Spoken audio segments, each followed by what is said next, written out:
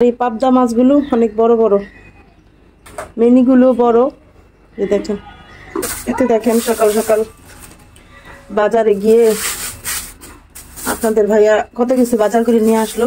কত বড় বড় টমেটো দেখেন, টমেটোর সাইজগুলা কিন্তু সেই বড়।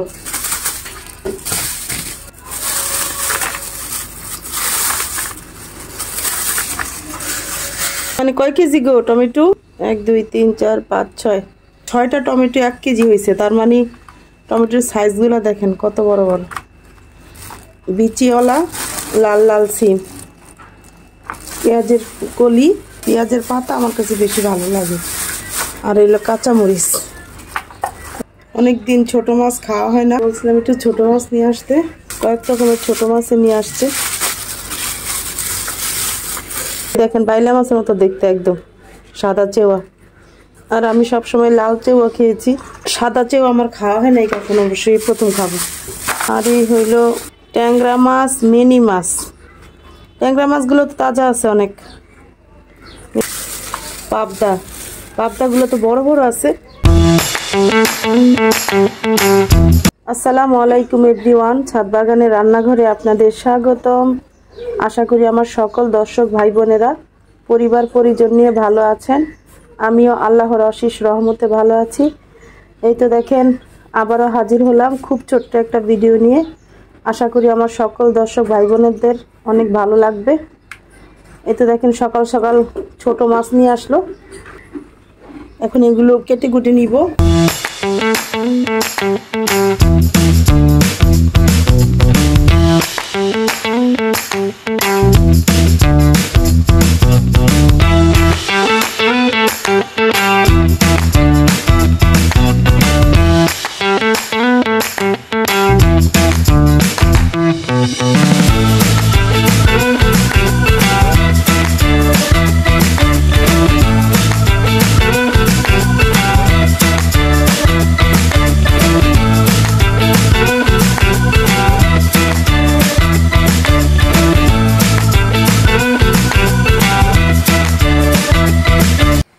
দেখেন পরিমাণ মতো পাবদা মাছ নিয়েছি।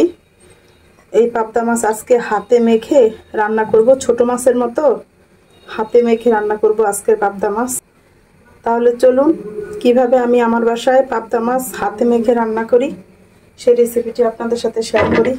এখানে দিয়ে দিব টমেটো আর পেঁয়াজ, পরিমাণ মতো টমেটো, পরিমাণ মতো পেঁয়াজ, দিয়ে দিব ফালি করে রাখা কাঁচা মরিচ আর সামান্য পরিমাণে ধনিয়া পাতা, হলুদের গুঁড়ো, মরিচের গুঁড়ো, সামান্য পরিমাণে আদা রসুনের পেস্ট, আদা রসুন পেঁয়াজ একসাথে পেস্ট করে নেওয়া, লবণ স্বাদ মতো, জিরের গুঁড়ো। খুব ভালো করে হাত দিয়ে মাখিয়ে নেব।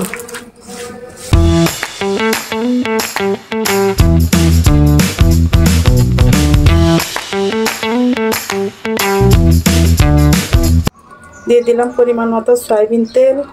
এই দেখেন খুব ভালো করে মেখে আমি পরিমাণ মতো সয়াবিন তেল দিয়ে দিলাম।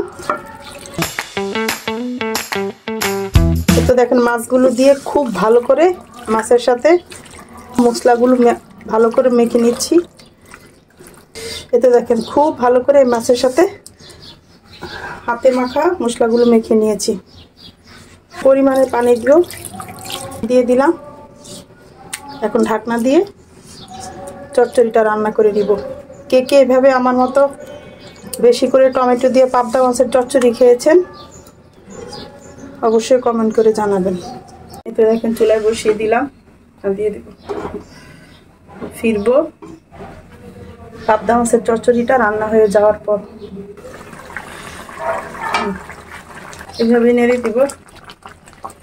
রসুন দিয়ে নাড়তে গেলে মাছগুলো ভেঙে যেতে পারে। আমি আরও কিছুটা ধনিয়া পাতা দিয়ে দিলাম। আরও কিছুক্ষণ রান্না করে নামিয়ে ফেলবো। সুন্দর করে হাতে মেখে বেশি করে টমেটো দিয়ে পাবদা মাছের চচ্চড়িটা রান্না করে নিয়েছি। দেখেন এভাবে না খেয়ে থাকলে অবশ্যই আমার রেসিপি দেখে রান্না করে খাবেন। এই ছোট্ট ব্লগটা আমি এখানে শেষ করে দিব। আমার ভিডিওটি ভালো লেগে গেলে আমার চ্যানেলটা সাবস্ক্রাইব করে দিয়ে আমার চ্যানেলের পাশে থাকবেন। পাশে থাকা বেল আইকনটা বাজিয়ে দিবেন যাতে আমার ভিডিওটা সবার আগে আপনাদের কাছে পৌঁছে যায়। আপনারা সবাই ভালো থাকবেন, আমার জন্য দোয়া করবেন। আল্লাহ হাফেজ।